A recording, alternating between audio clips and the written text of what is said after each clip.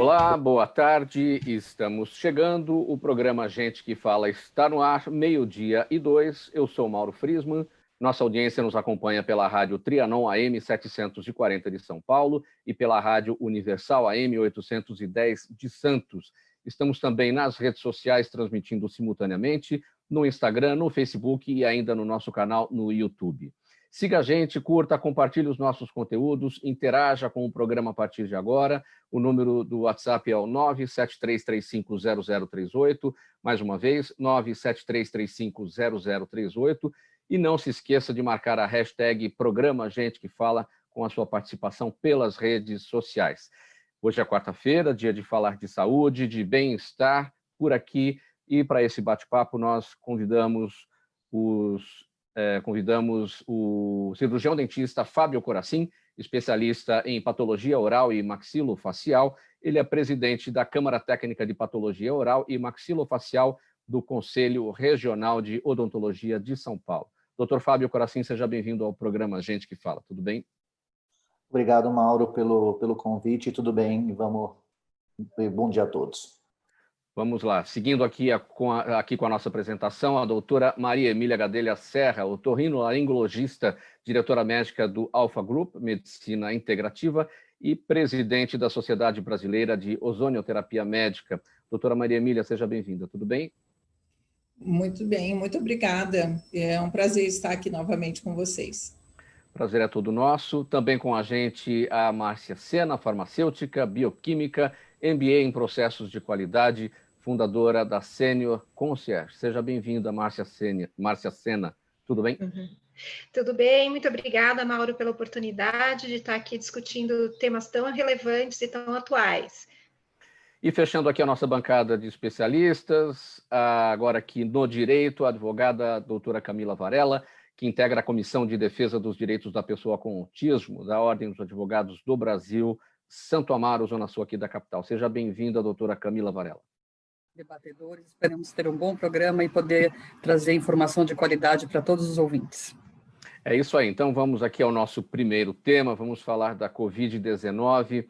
Olha, pessoal, o Brasil alcançou a marca de 133 mil óbitos pela Covid-19 e a doença se tornou, em apenas 6 meses, a principal causa de mortes em um único ano já registrada no país. E nos dados de mortalidade do Ministério da Saúde, as doenças isquêmicas do coração sempre lideraram a lista e atingiram seu auge em 2019, com 116 mil óbitos em 12 meses.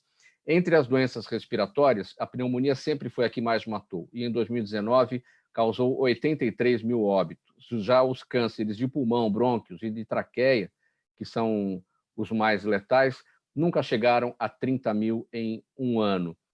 A sua avaliação, doutor Fábio, a partir da sua área, claro, em relação a esses números, 133 mil óbitos, nessa comparação aqui com os dados que eu acabei de apresentar. Bom, Mauro, nós temos uma prática profissional muito importante dentro da odontologia, que é a produção dos aerossóis e fluidos, né? Então, nós temos trabalhado bastante para tentar minimizar tanto o risco profissional quanto o risco de transmissão cruzada. O Conselho Regional de Odontologia tem trabalhado bastante com os profissionais e com os pacientes para minimizar essa contaminação cruzada e também que os nossos profissionais também adquiram a doença Covid-19. É um grande desafio para nós da odontologia reformularmos os nossos atendimentos, as nossas condutas, pensando nessa doença. Algumas medidas foram adotadas, principalmente aquelas que reduzem o contato entre as pessoas, reduzem o contato na própria sala de espera, na recepção, aumentem o tempo de consulta para que tenha um menor contato entre as pessoas, também utilização de EPIs, de equipamentos de proteção individual para o profissional e para toda a equipe. Então, para a nossa área foi um impacto bastante importante, mas que com algumas medidas nós temos tentado minimizar o reflexo da doença e também nos solidarizamos com todas as famílias e todas as pessoas que tiveram Covid-19, que faleceram de Covid-19, nos solidarizamos com isso e procuramos trabalhar sempre para que haja um melhor atendimento. Doutora Maria Emília Gadelha, a sua avaliação sobre esses números, nessa comparação que eu destaquei aqui na nossa abertura, e também para falar desses procedimentos no atendimento, né, na sua área, na otorrinolaringologia. Sim, a questão da Covid é muito importante, basicamente porque nós temos possibilidades de abordar de uma forma diferente, né? A Covid é uma doença que tem fases de estabelecimento e o tratamento precoce vem sendo bastante difundido e utilizado no Brasil. Isso parece que já está impactando nos números de óbitos. E falando especificamente da minha atuação em relação a procedimentos inovadores, eu sou atualmente presidente da Sociedade Brasileira de Ozonioterapia Médica, e nós protocolamos um projeto de pesquisa de ozonioterapia na Covid, né? E esse projeto teve a aprovação da CONEP e está sendo iniciado nos hospitais no sul do Brasil, no Rio Grande do Sul, e também na Escola Nacional de Saúde Pública, Fiocruz, Rio de Janeiro. A ideia é realmente utilizar os recursos da ozonioterapia para melhorar a evolução dessa doença e entender melhor os mecanismos de ação. A COVID, ela apresenta, dentro do seu desenvolvimento, a questão dos problemas vasculares, né? E nós estamos acompanhando atualmente os pacientes que apresentaram a doença, se recuperaram, mas que estão apresentando sequelas de coração, pulmões, rins, sistema nervoso central. E isso é muito importante porque nada do que é feito atualmente pode estar conseguindo impedir essa evolução desfavorável nesses pacientes. E a ozonioterapia pode realmente mudar esse curso, né? Nós estamos, inclusive, elaborando um novo projeto de pesquisa para cuidar desses pacientes e observar o efeito benéfico do ozônio medicinal nesses casos, porque uma das propriedades biológicas do ozônio é justamente estimular fatores de crescimento em vários tecidos, e isso pode possibilitar a recuperação desses tecidos lesados pela COVID.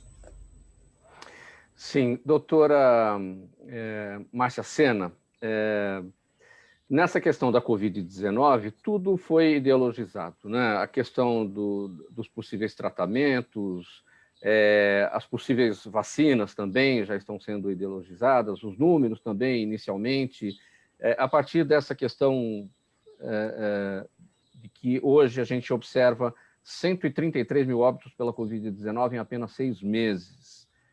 Ninguém esperava que chegasse a tanto, né? Qual que é a sua avaliação? É muito triste a gente ver o nosso país liderando recordes tão negativos, né? Ser um dos primeiros países em número de morte, em número de casos, e também a maneira difícil e descoordenada que as coisas foram sendo levadas, né? Eu acredito que muitas iniciativas isoladas de sociedades médicas, de entidades, como a doutora Maria Emília acabou de falar, o doutor Fábio acabou de falar, tudo isso tem contribuído para tentar evitar catástrofes maiores, né? As perdas são grandes, né? No início se falava muito, é a gripezinha, e aí a dengue mata também, né? E a zika também mata, mas o que a gente está vendo pelos números hoje é que nenhuma outra doença matou tanto no período de tão curto período, né? Para a nossa área, a área da longevidade, né, dos processos de envelhecimento, o impacto também foi terrível, né? Os idosos são um dos principais, se não o principal grupo de risco, grupo de atenção. Então, na nossa área de atendimento a esses tipos de pacientes, aos idosos, nós tivemos que também estabelecer estratégias de contingência e de minimização de riscos, né? De risco de contágio dos nossos profissionais, de risco de contágio dos profissionais para os pacientes e vice-versa. Então, acredito que todo mundo aqui estava navegando em mares desconhecidos, né? E a gente teve que rapidamente criar estratégias para minimização do espalhamento dessa doença, né? Então, realmente é um grande desafio, continua sendo um grande desafio para o Brasil e para todos nós. Márcia, e a partir da sua área, como é que você observa esses números? Esses números, o que a gente observa? Os idosos realmente ficaram extremamente preocupados e até com bastante medo, bastante receio. A grande maioria entendeu, ao longo do tempo, a necessidade do isolamento. A gente vê que eles realmente têm se isolado, né? E dentre a população que a gente tem contato, que são os nossos clientes, os familiares, realmente, eles mantiveram todo mundo em casa, o máximo possível.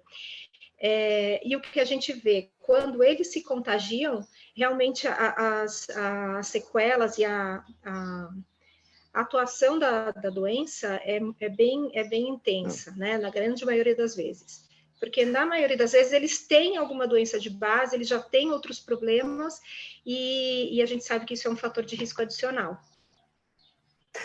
Camila Varela, doutora Camila Varela, sua observação sobre esses dados, sobre essas comparações.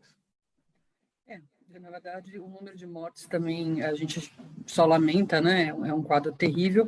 O que a gente observa, do seu ponto de vista jurídico, foi, na verdade, uma briga no começo, até inclusive para a questão dos testes, né, de sorologia, e caminhar e voltar da ANS, e autorizando, não autorizando, e hoje em dia que a gente tem um quadro de subnotificação muito grande, porque os testes ainda não estão totalmente disponíveis e não são totalmente cobertos. Então, é realmente um quadro que a gente avalia também com um certo cuidado, porque os números não são, pelo menos do que se verifica, absolutamente confiáveis por conta, inclusive, da falta de testes.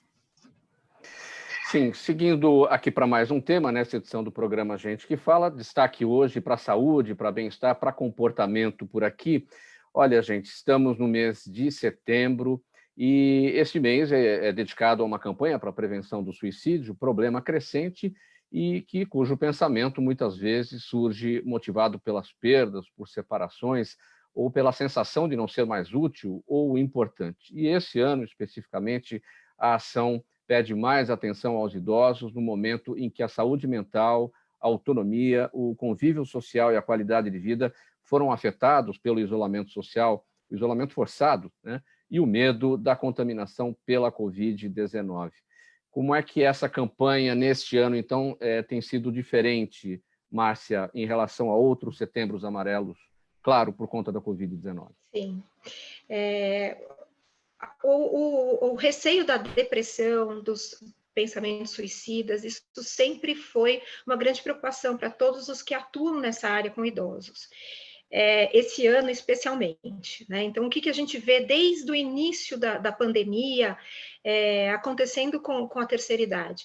Essa necessidade imperativa, né, deles se manterem isolados, só tem causado prejuízos à saúde mental e à saúde física também. Eles se manterem mais isolados, com menos contato com a família, sem saírem à rua, irem ao supermercado, à farmácia, aos locais onde eles gostavam de passear todos os dias, tem causado impactos severos, né, na saúde como um todo. Então, o fato deles saírem menos, a mobilidade deles começa a ficar mais comprometida. O fato deles socializarem menos, lógico, a saúde mental começa a ficar comprometida, né? Então, a gente vê comportamentos muito diferentes do que a gente acompanhava nesses pacientes. Então, eles estão mais irritadiços, alguns com mais medo, com síndrome do pânico, irritados com seus cônjuges, com os profissionais que os atendem todos os dias. Então, você vê uma situação mais tensa entre os familiares também, né? Mais impaciência, e com isso, o risco de depressão, ele aumenta, exponencialmente, obviamente, né? Então, o que a gente busca fazer, né? A gente busca orientar a família, que procurem novos caminhos para se comunicar, para interagir com esse idoso, né? A gente tem visto isso muito na mídia, e é importante, e é verdadeiro, e traz resultado. Né? O ligar todos os dias, o tentar ensinar o idoso a se comunicar agora pelas novas tecnologias, né? Pelas novas plataformas de videoconferência, pelo WhatsApp, como quer que seja, ele tem que se ocupar. A que tipo de comportamento os familiares devem estar atentos nesse momento? Qual que é o gatilho que leva ao pensamento suicida entre esse grupo especificamente por conta desse isolamento? O que a família tem que estar observando é a sensação de que eles estão ou assim muito silenciosos, eles não querem se comunicar. Tem que observar, por exemplo, como é que está a casa. A casa pode ser um sinal. A casa mais abandonada, mais suja, a comida se deteriorando na geladeira. São pequenos sinais que podem dizer, até a higiene pessoal, a forma como eles estão se conduzindo, e a irritabilidade. Essa é uma das primeiras. Eles começam a ficar irritados, né? Impacientes, agressivos, muitas vezes, ou eles começam a dormir muito. Então, são todos os sinais para a família ficar atenta e agir rapidamente, procurar auxílio profissional, né? A gente precisa, sim, de ajuda, todo mundo precisa, e esse é um momento de agir rapidamente. Né? A gente pensa que o idoso, por já ter passado por todas as fases complicadas da vida, a adolescência, toda a sua vida adulta, acha que o idoso já está completamente maduro e não passaria por isso, mas eles são um grupo bastante vulnerável. Né? Então, a Márcia, gente realmente tem que prestar atenção. Você atua numa entidade, a Senior Concierge, que promove ações, promove cuidados em relação aos idosos. Vocês têm feito pesquisas em relação a essa questão do suicídio neste grupo, neste ano? Recebem pesquisas específicas a respeito? De verdade, nesse ano, a gente está estudando muito tudo o que a gente pode com relação tanto à depressão, às ideações suicidas, aos riscos e ao agravamento devido à pandemia, e a gente está buscando estratégias para atuar mesmo, na linha de frente. Então, por exemplo, os nossos profissionais, o que eles vão fazer? Eles vão intensificar ações de lazer dentro de casa, lúdicas, jogar, cantar, pintar, fazer palavra cruzada, estimular esse idoso. Então, a nossa atuação tem sido na linha de frente, buscar tirar o idoso do risco, desse risco que ele é totalmente perceptível. Nós já tivemos clientes, por exemplo, que são extremamente lúcidas, ativas, e nesse período de isolamento estarem tão agressivas a ponto de atirar uma panela num cuidador, de se irritar profundamente com o marido ou com a esposa, e entra até naquele ponto, na linha tênue da violência doméstica, que talvez depois a gente possa conversar um pouquinho sobre isso, mas realmente a gente tem visto mudanças no comportamento. Mulheres ou homens estão mais suscetíveis ao pensamento suicida? Idosos que moram sozinhos? Idosos que moram sozinhos, com certeza a gente tem que ter mais atenção. Eles têm mais chance de se sentirem mais isolados, mais desconectados com a sociedade, com a família. Aquilo que você disse no início, Mauro, sobre se sentir inútil, né? Para que utilidade eu tenho agora para a sociedade, né? Então, como é que a gente resgata essa autoestima e como é que a gente ajuda essa pessoa que está muito isolada, já vive sozinha. Então, esse é um grande desafio. Doutora Camila, existem estudos aí pela área do direito relacionados com a violência doméstica entre idosos?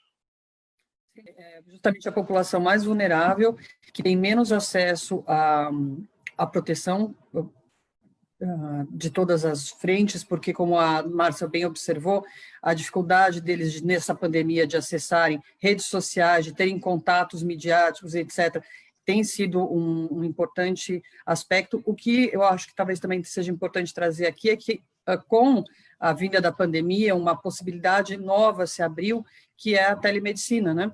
E que agora podem ser feitas consultas psicológicas, e esse apoio que o próprio isolamento impedia que o idoso tivesse, pode realmente ser efetivado, porque até então existia uma vedação legal, né? Não poderia ser feito telemedicina, e isso mudou com a pandemia. Foi importante a mudança que a gente observa na área do direito e na área médica, nessa intersecção, que hoje em dia os planos de saúde são obrigados, inclusive, a prestar esse tipo de tratamento, e que é fundamental para os idosos nesse momento, porque são o grupo maior de risco e que pode fazer esse tratamento de forma remota. Doutor Fábio, esse estado de espírito dos idosos, nesse ponto, é possível ser identificado pelo dentista, pelo odontologista, por conta das tensões, bruxismo, enfim, problemas de mastigação? Mauro, eu vou concordar, antes de tudo, com a Márcia sobre a questão psicológica de mudança de comportamento.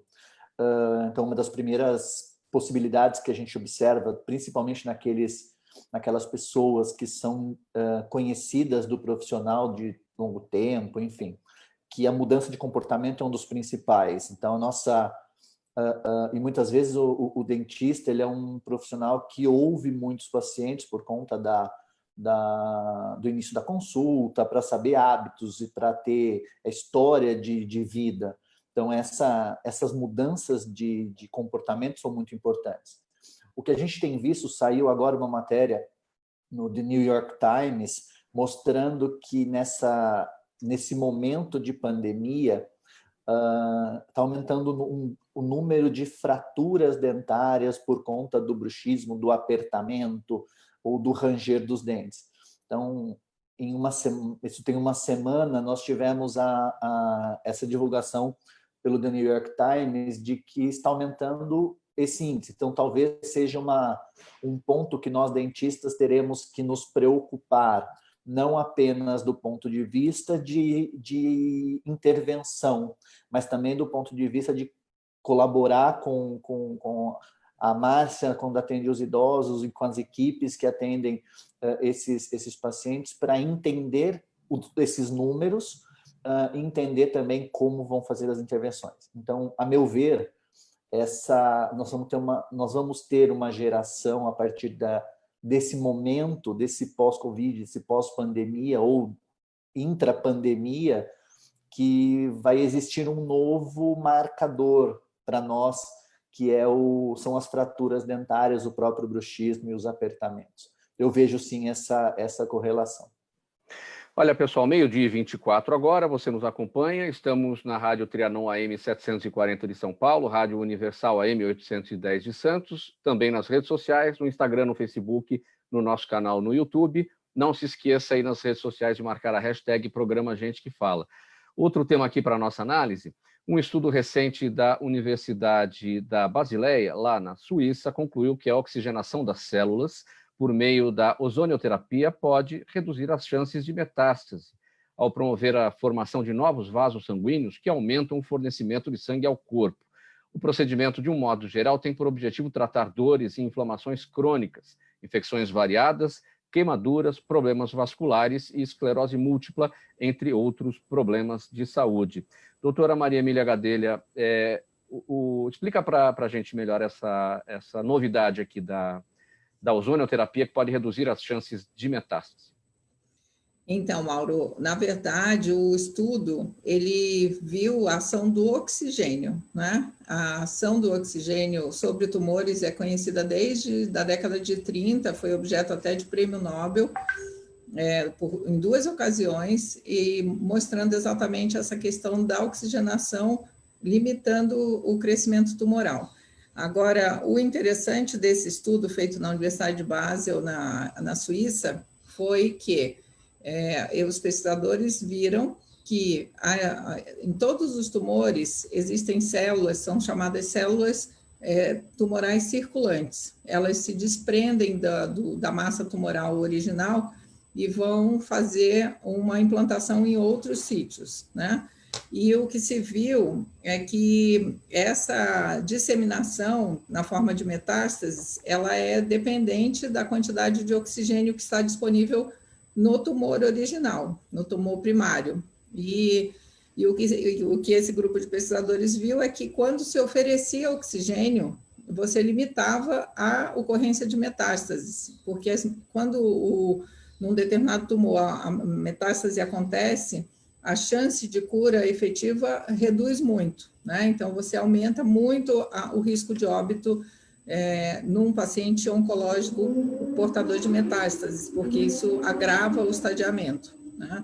E o interessante desse estudo é que é uma quebra de paradigmas, uma vez que existem já tratamentos consolidados na oncologia moderna de procedimentos antiangiogênicos, ou seja, você limitar a quantidade de vasos sanguíneos num determinado tumor, tentando diminuir a massa tumoral.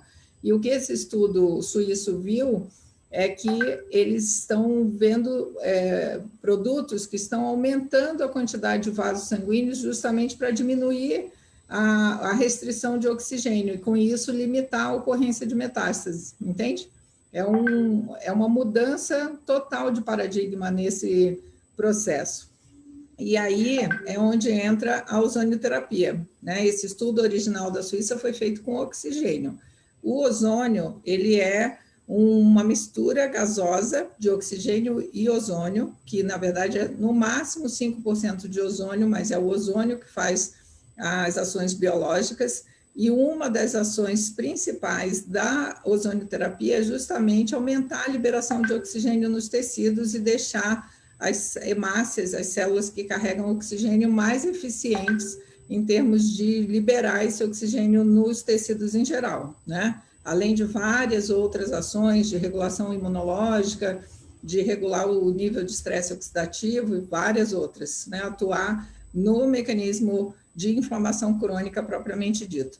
Então, é muito interessante isso, porque nós temos, né, você muitas vezes injetar o oxigênio num tumor não é uma coisa tão simples, mas usar a ozonioterapia pelas vias sistêmicas é simples, já é um procedimento consolidado como um procedimento médico em quase 50 países em todo o mundo. Considerando esse estudo, doutora Maria Emília, que tipo de esperança a gente pode ter em relação ao próprio tratamento do câncer? Porque a ozonoterapia até aqui usada para tratar os efeitos, quer dizer, aí foi, como a senhora explicou, uma descoberta em relação às chances de redução da metástase, mas em relação à doença em si, trazer uma sobrevida para o paciente, trazer a melhor qualidade de sobrevida para o paciente ao longo da luta contra a doença. Sim, o paciente oncológico, né, e eu acabo tendo bastante experiência em atender pacientes oncológicos atualmente, é um paciente, assim, complexo, né, porque é uma pessoa que adoeceu de uma doença que tem um certo estigma social ainda, e que tem uma aura, assim, de algo difícil de lidar, né, mas cada vez mais com conhecimento, com difusão de informação de qualidade, esse medo da doença que domina a fase inicial do diagnóstico, ele vai sendo resolvido. E nesses pacientes, é muito comum que ele, além dos desafios que o próprio tumor impõe, dependendo da localização, às vezes um tumor de mama, a mulher vai precisar de uma ressecção bilateral de mamas, por exemplo, ou uma exerese, uma remoção de um órgão mais estratégico e importante, né? Mas, além disso, existem os efeitos colaterais do tratamento, tanto da quimio quanto da radioterapia. E, nesse aspecto, a ozonoterapia pode melhorar muito a qualidade de vida dos pacientes, porque vários dos efeitos colaterais são, por exemplo, na radioterapia, a radiodermite, uma queimadura que acontece na pele ou dificuldade de engolir, e a ozonoterapia pode ajudar muito nisso, porque ela melhora a eficiência da radioterapia e protege as células normais. No caso da químio, já existem estudos mostrando que você reduz os efeitos colaterais da quimioterapia e também aumenta a eficiência da quimioterapia. Então, a ozonoterapia ela se estabelece como um tratamento complementar muito eficiente, já está sendo usado em vários países. É nesse ponto que eu queria chegar, vários países, inclusive o Brasil, a ciência médica brasileira já está considerando esse estudo da Universidade da Basileia? Eu acho que ainda não, porque é muito recente, né? Foi publicado nos últimos dias, mas é um estudo muito importante porque ele quebra o paradigma, né? Porque ao mesmo tempo que você promove o crescimento de tumor, de vasos sanguíneos para melhorar o aporte de oxigênio e limitar a saída dessas células circulantes, porque a comparação que o estudo até fez é muito interessante. Se você tiver numa sala com aglomeração de pessoas, e aí começa a dar aquela sensação de falta de ar, as pessoas vão procurar sair da sala e procurar um ambiente mais amplo. E é isso que as células tumorais fazem quando elas fazem metástase, entende? Então, se você oferecer oxigênio e melhorar a qualidade do ar, no caso do oxigênio, no nível de oxigenação no tumor primário, elas param de sair, então diminui a chance de ocorrência de metástases. O que eles viram como um efeito colateral é que o tumor primário cresceu, porque se você aumenta o aporte de sangue, você aumenta o aporte de oxigênio, o volume de vasos sanguíneos, você faz o tumor crescer, mas às vezes ele cresce e não tem o efeito colateral da metástase, entende? E isso é muito interessante de ver. 12h33 agora, esse é o programa Gente que Fala pela Rádio Trianon AM 740 de São Paulo, Rádio Universal AM 810 de Santos e também simultaneamente nas redes sociais, no Instagram, no Facebook e no nosso canal no YouTube.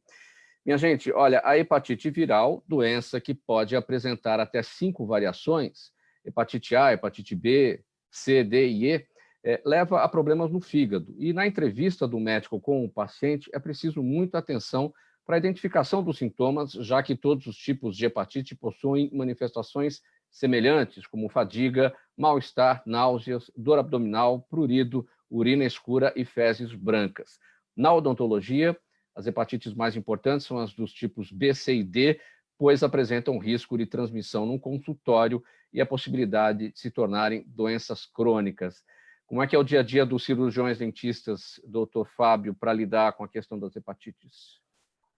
Bom, Mauro, como toda especialidade clínica, seja da medicina, seja da odontologia, a gente tem a anamnese do paciente, conhecer o paciente é um dos momentos mais importantes. Para nós, as hepatites virais que podem cronificar, que são a B, a C e a D principalmente, elas representam uma maior, como você disse, uma maior preocupação.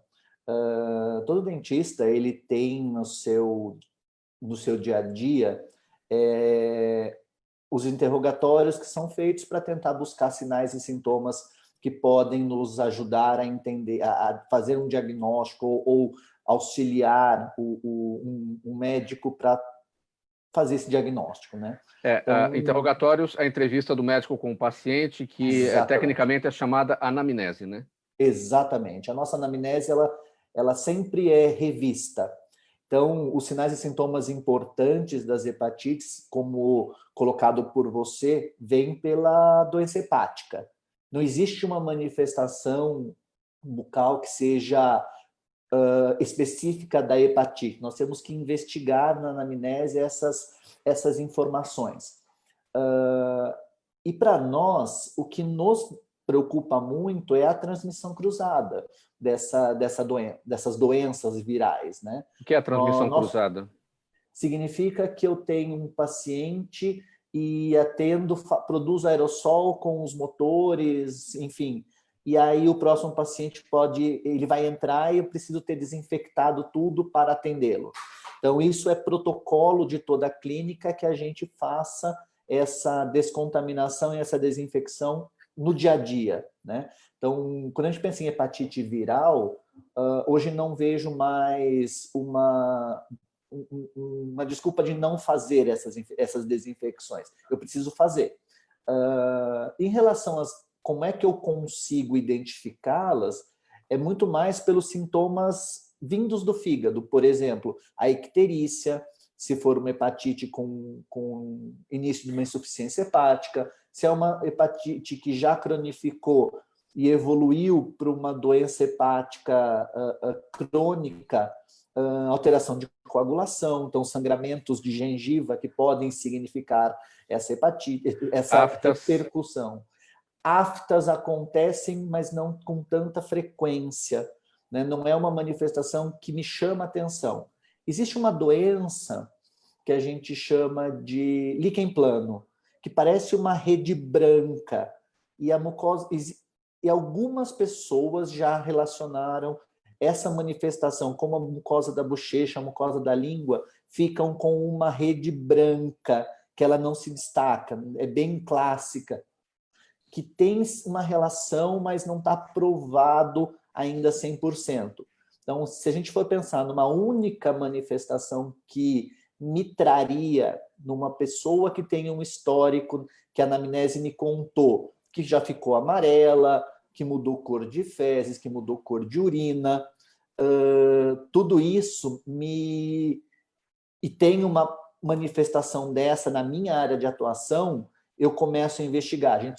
Nós temos a competência de solicitar exame sorológico para hepatite B, C e D e tentar encaminhar essa pessoa para um clínico geral, para um médico clínico geral ou para um médico especialista, dependendo da esfera de atuação, para continuar o tratamento. Os odontologistas, todos têm esse procedimento padrão. Isso passa, por exemplo, pelos bancos escolares, parece básico, mas isso passa pela faculdade? Em relação à desinfecção, biossegurança, isso sim, é abordado porque é diretriz curricular do Ministério da Educação que isso seja abordado. Existe também a questão da formação, na formação do profissional, que isso tenha um impacto muito grande durante o tempo de formação, tanto teórico quanto prático, devido a essa alta taxa de formação de aerossol. Os nossos motores, por exemplo, o famoso motorzinho, ele gera aerossol. É a preocupação maior hoje para a gente, não somente para essas hepatites, como Covid, como nós já conversamos, mas isso é abordado, sim. E o Conselho Regional ele tem uma política de reforçar isto sempre com os dentistas, com os colegas cirurgiões dentistas, para que isso continue acontecendo. Então, a gente tem, desde a formação hoje da odontologia, que haja essa conscientização e, principalmente, a cobrança que isso seja realizado. Bom, vai da consciência de cada paciente na ida ao consultório odontológico, prestar todas as informações ao profissional, para que ele saiba exatamente lidar, para evitar o que o senhor chamou de infecção cruzada e até evitar a transmissão para o próprio profissional. Exatamente. Mauro, eu poderia só fazer um adendo. Claro. O ozônio, na forma de gás e água ozonizada, tem sido muito utilizado para desinfecção de materiais odontológicos, para essa limpeza dos equipamentos entre um paciente e outro, né? Muito bom. Inclusive, se tornou um procedimento odontológico oficial desde o final de 2015. E a ozonioterapia, como um procedimento sistêmico, é também usado para controle de hepatites B e C. Exatamente. Eu vou complementar a doutora Maria Emília. Nós temos até uma câmara técnica no Conselho Regional de Ozonioterapia. E atualmente, todos os arsenais que nos tragam esse benefício está sendo muito bem visto. Eu vou até aproveitar o tempo, complementar o que a doutora Maria Emília falou anteriormente. A gente também tem usado tanto o oxigênio como o ozônio para tratamento de necroses ósseas pós-radioterapia. Então, na prática clínica, a gente tem adotado essas novas terapêuticas, tanto como tratamento, como a doutora colocou agora, da desinfecção, como um arsenal que veio para nos ajudar e tem que aumentar esse uso e para a gente ter essas informações daqui a algum tempo. Exatamente. Muito bem, seguindo para mais um tema, para a nossa análise e debate aqui com os nossos especialistas de hoje, quarta-feira, dia de falar de saúde e de bem-estar aqui pelo programa Gente que Fala. os pais de crianças com autismo, doença que afeta 1 em cada 160 crianças no mundo, não uma doença, mas um transtorno, há décadas vem travando batalhas judiciais para que os planos de saúde atendam às necessidades de seus filhos. A boa notícia é que eles têm conseguido várias vitórias, especialmente no que se refere ao ABA, que é a sigla em inglês para Análise do Comportamento Aplicada, tratamento multidisciplinar que abrange psicologia, fonoaudiologia, terapia ocupacional e psicopedagogia. Doutora Camila Varela, como é que está essa luta, como é que está essa briga aí em relação dos pais de crianças com autismo em relação aos planos de saúde? Mauro, realmente é um tema palpitante. Hoje a gente tem, inclusive, números mais alarmantes. A gente tem pesquisas de 2018 da Sociedade Americana que já aponta 1 a cada 59 nascimentos de pessoas com transtorno do espectro autista, o que vai realmente revelar um novo mundo em termos de adaptação dos planos de saúde e da própria sociedade, né? Então, especificamente com relação ao ABA, a gente tinha uma resistência muito grande dos planos de saúde em cobrirem esse tratamento. São tratamentos que demandam não só um profissional especializado, mas, sobretudo, uma carga de horas muito grande, porque é um tratamento que deve ser feito intensivamente e com crianças com idade bastante precoce. O que a gente tem observado é uma maior familiaridade do Poder Judiciário com o transtorno do espectro autista. Quando a gente iniciou essa briga judicial, eu, no meu caso, especificamente, além de advogada, sou mãe de uma criança com autismo que tem 12 anos. Então, há 8 anos atrás, quando eu tive o diagnóstico do meu filho e tive que começar essa luta, era muito curioso porque a gente encontrava um judiciário ávido por informações, juízes com realmente intenção de julgar a causa com um melhor aparato técnico, mas ainda muito desconhecendo realmente do que se tratava o tratamento. E hoje a gente já observa que sim, no Poder Judiciário nós temos magistrados, tanto em primeira instância como desembargadores no Tribunal de Justiça de São Paulo, que é o lugar onde eu mais atuo, que já conhecem bastante tratamento, têm reconhecido o direito a esse tratamento precoce e intensivo, e nós temos conseguido reverter bastante situações em que os planos de saúde decidem negar o reembolso ou mesmo oferecer dentro da sua rede, né? Porque, inclusive, o que se observava é que os próprios planos de saúde não tinham rede credenciada para atender essa população. E isso está mudando, é um cenário que a gente observa nos últimos 5 anos bastante favorável. O que nos preocupa, porém, é que, embora em primeira instância e em segunda instância a gente tenha tido muitas vitórias, recentemente o STJ, que é o Superior Tribunal de Justiça em Brasília, tem recebido causas e demandas relativas a planos de saúde e mudou uma das turmas, são 2 turmas que decidem casos de direito privado no STJ, e uma delas, a 4ª turma, mudou recentemente a posição com relação a procedimentos que não estejam listados no rol da ANS. A ANS é a Agência Nacional de Saúde, que faz a cada 2 anos um rol listando quais são os procedimentos que os planos são obrigados a cobrir, no mínimo, aqueles procedimentos.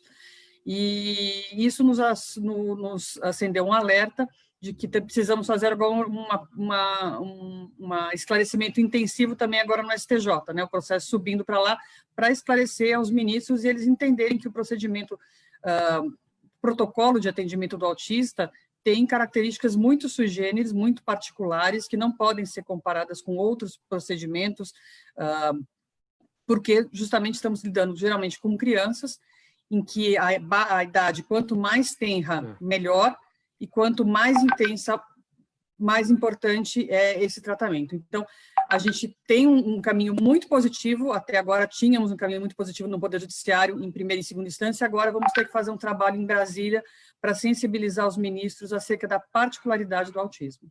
Doutora Camila, qual que é o país mais bem avançado do ponto de vista jurídico em relação ao atendimento das necessidades dos autistas? País em que o Brasil deve se espelhar, deve prestar atenção? Sem dúvida, os Estados Unidos são pioneiros e muito mais avançados. A gente observa, inclusive na Europa, um atraso bastante significativo, até da forma de encarar o próprio tratamento do autismo, né? O autismo teve um desenvolvimento muito grande com Kanner, que foi um médico austríaco que se mudou para os Estados Unidos na época da Segunda Guerra, e desde então os estudos dele têm sido pioneiros para desbravar as características do autismo e os tratamentos realmente eficientes, né? Porque tratamentos, a gente vê uma série de sugestões na internet, não sei os ouvintes que estão nos ouvindo, aqui algumas sugestões até às vezes fora do procedimento do protocolo médico, mas o que efetivamente tem reconhecido cientificamente eficácia é o ABA, que é o tratamento comportamental, e que é esse tratamento caro, intensivo e que precisa ser feito na infância. Sim. E os Estados Unidos é pioneiro. Doutora Maria Gadelha, existe um protocolo de ozonioterapia no transtorno do espectro autista? Sim, eu inclusive participei da elaboração desse protocolo com pesquisadores de Cuba. Os cubanos têm uma experiência já nesse tratamento de transtorno de espectro autista, né, do autismo e variantes, e é interessante ver a melhora clínica que esses pacientes apresentam, né? Nós estamos elaborando um projeto de pesquisa específico para esse grupo de pessoas que apresentam essas dificuldades de desenvolvimento, nem todos com tantas dificuldades, mas alguns com bastante comprometimento, e o que se vê dessa aplicação prática, que inclusive foi trazida ao Brasil por 3 mães que se reuniram e encontraram esse tratamento feito em Cuba, né?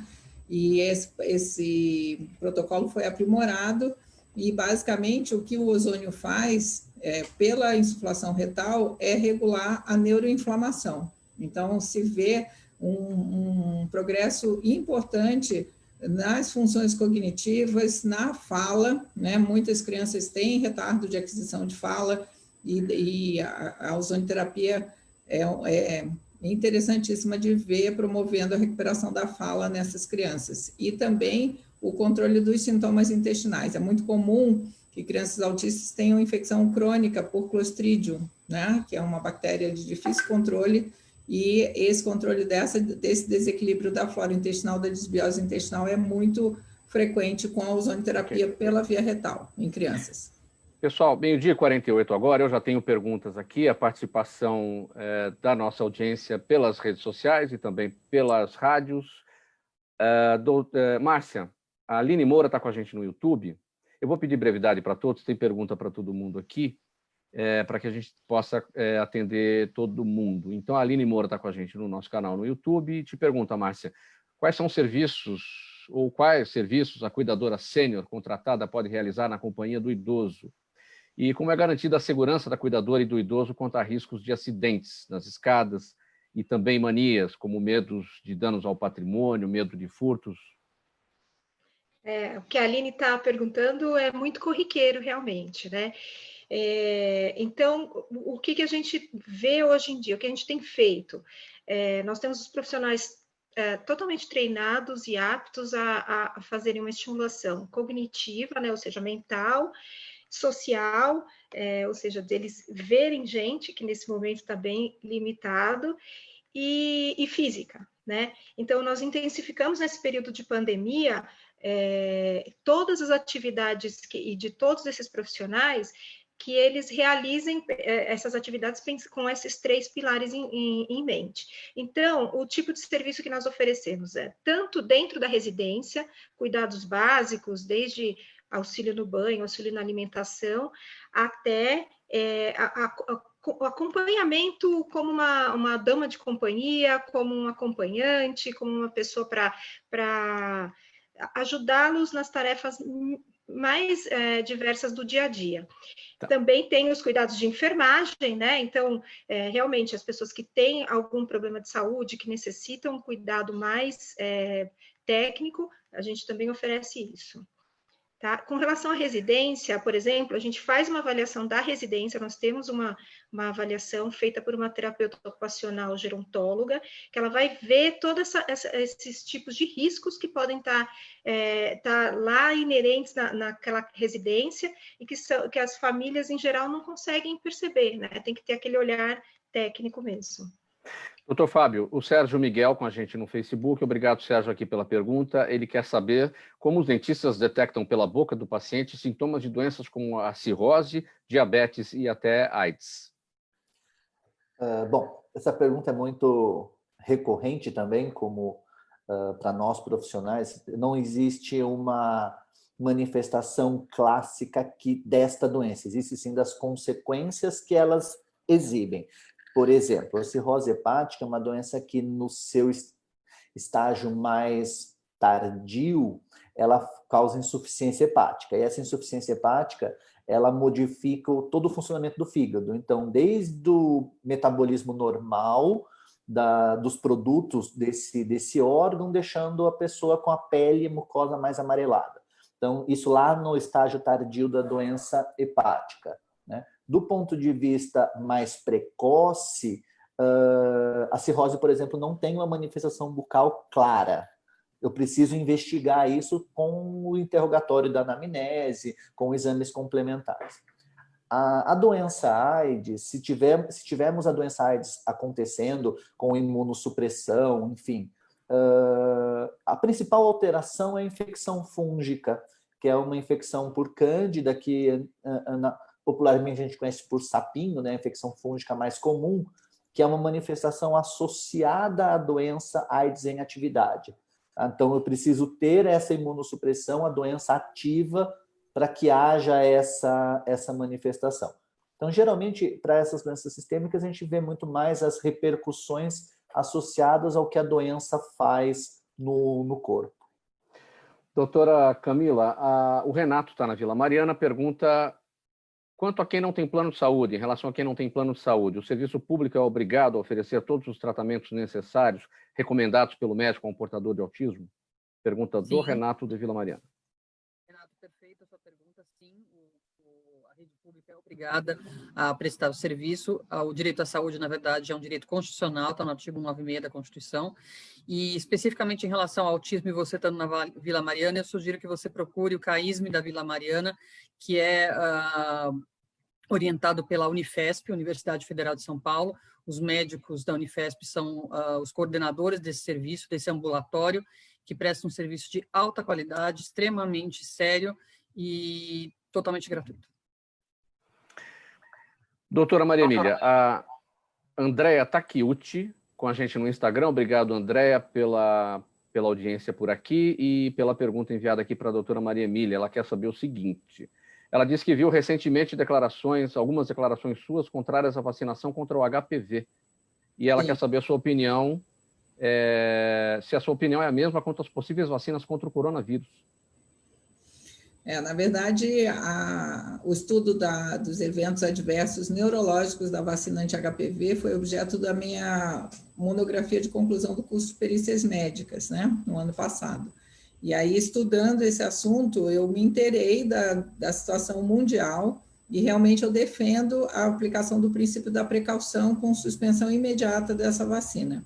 Acontecem vários problemas de trombose cerebral, de lesões do sistema nervoso autônomo, e existe um grupo de crianças e adolescentes no Acre, atualmente, quase 100 crianças apresentando lesões seríssimas e que estão alijadas do atendimento médico adequado, né? Inclusive, o diagnóstico mal realizado complexa a situação. No caso da vacina da Covid, pessoalmente, eu acho que deveria existir uma discussão muito mais ampla em relação ao processo de desenvolvimento das vacinas, porque, normalmente, uma vacina, para ser desenvolvida, ela demora, no mínimo, de 5 a 7 anos, né? Existem prazos de desenvolvimento, que existem fases nesse processo, desde o estudo laboratorial, depois o estudo clínico, com um número maior de casos, de pessoas a serem expostas, e essas etapas, elas estão sendo queimadas muito rapidamente, em parte por conta da ansiedade da população em achar que somente a vacina é a solução, e não é, né? A humanidade sobreviveu a várias pandemias ao longo da sua história, e nós temos mecanismos imunológicos intrínsecos que podem ser ativados e darem conta dessa resolução do processo da infecção. Então, na minha opinião, eu pessoalmente acho que vários conflitos de interesse, né, que é muito frequente nesse tema vacina, estão sendo superiores à preocupação em relação à segurança e, inclusive, à eficácia. Então, esse afã, essa vontade muito exuberante de achar uma vacina e disponibilizar a vacina é algo preocupante, na minha opinião. Eu, pessoalmente, não vou tomar, né? Eu acho que tenho condições, em termos nutricionais e vários outros recursos da medicina moderna para melhorar a imunidade, que me garantem que eu tenha uma chance de, tendo a infecção, sobreviver em boas condições. Márcia, a Karina está no bairro do Morumbi, acompanhando a gente. Ela pergunta o seguinte, bem breve, com brevidade, tá, Márcia? Ela diz que a mãe tem 85 anos, mora sozinha por vontade própria, mas não é capaz de administrar a rotina, que inclui alimentação, remédios e organização da casa. A cuidadora, como é que a cuidadora pode auxiliá-la? O que a gente tem são serviços que podem ser contratados de 4 a 24 horas, e de repente a mãe dela pode precisar de um auxílio mínimo, né, de organização da residência e da rotina dela, né, e de acompanhamento em algumas tarefas, mas ela não é dependente ainda, está lúcida, está bem. Então, sim, ela pode contratar serviços por um período menor, e a gente tem isso à disposição. E aqui a última pergunta, Rosilene Falciano com a gente no nosso canal no YouTube. Maria Emília, a doutora Maria Emília, ela quer saber como é que está o andamento do tratamento com ozônio pelo SUS, pelo Sistema Único de Saúde. Bastante brevidade, a gente tem poucos segundos. Sim, a ozonioterapia foi incorporada no SUS, nas práticas integrativas e complementares de saúde, portaria 702, né, em 2018. Na prática, ainda não está disponível. Ela vem sendo desenvolvida para a odontologia, basicamente, por uma ação do Ministério da Saúde, mas na medicina não tem disponível. Então, nosso projeto de pesquisa da COVID está disponibilizando essa possibilidade nos hospitais do Sul e na Escola Nacional de Saúde Pública, no Rio de Janeiro.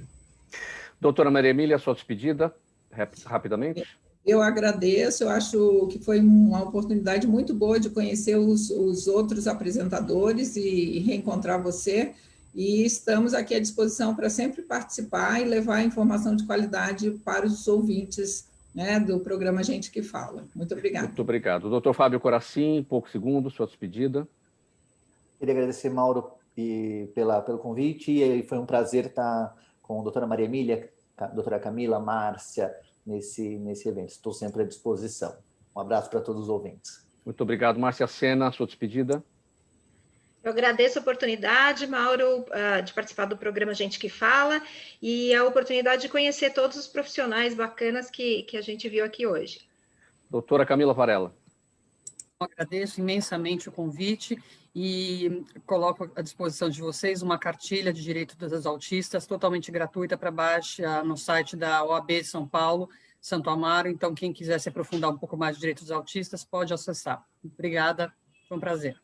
Termina aqui essa nossa conversa no programa Gente que Fala de hoje, sobre saúde, sobre bem-estar por aqui. Os nossos convidados, o Dr. Fábio Coracim, cirurgião dentista, doutora Maria Emília Gadelha Serra, otorrinolaringologista, Márcia Sena, farmacêutica e bioquímica, e também a doutora Camila Varela, advogada. O agradecimento em nome de toda a equipe do programa Gente que Fala.